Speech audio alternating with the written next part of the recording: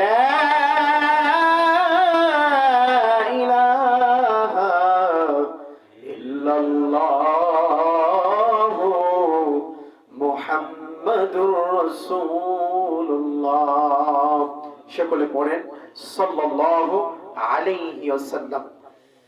আল্লাহ তাআলার দরবারে অসংখ্য অগণিত শুকরিয়া যে আল্লাহ পাক রব্বুল আলামিন আমাদেরকে পবিত্র রজব মাসের 27 রজব আল্লাহ তাআলা আমাদেরকে তার কুদরতি মজলিসে আসার জন্য বসার জন্য তৌফিক দান করে দিয়েছেন। এই জন্য মহান রব্বে কারীমের দরবারে শুকর জ্ঞাপন করি আমরা সকলে বলি আলহামদুলিল্লাহ।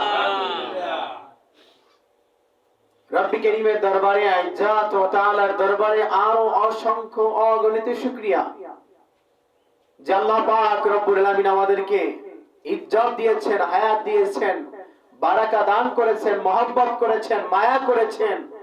এরপর তার একটি কুদরতি মজলিসে বসার জন্য কোরআন সুন্নাহ মোতাবেক দুইটি কথা বলবার এবং শুনবার জন্য যে আল্লাহ ইজ্জত আমাদেরকে তৌফিক করে দিয়েছেন, ওই ইজ্জতের দরবারে আরেকবার কালিমাতুশ শুকর আদায় করে বুকের কপাটটুকু খুলে সকলে বলেন আলহামদুলিল্লাহ।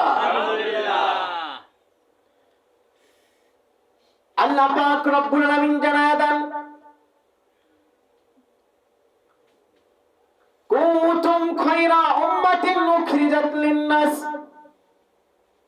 তা'মুরুনা বিল মা'রুফ ওয়া তানহাউনা আনিল মুনকার।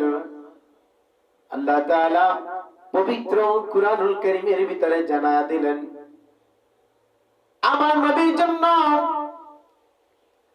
আমার হাবিবের জন্য তোমরা দুনিয়ার ভিতরে দামি হয়েছে উম্মত, আমার হাবিবের জন্য তোমরা বান্দা হয়েছো দামি উম্মত। বলেন না আলহামদুলিল্লাহ। কার জন্য?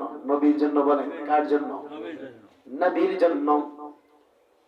দুনিয়ার ভিতরে আর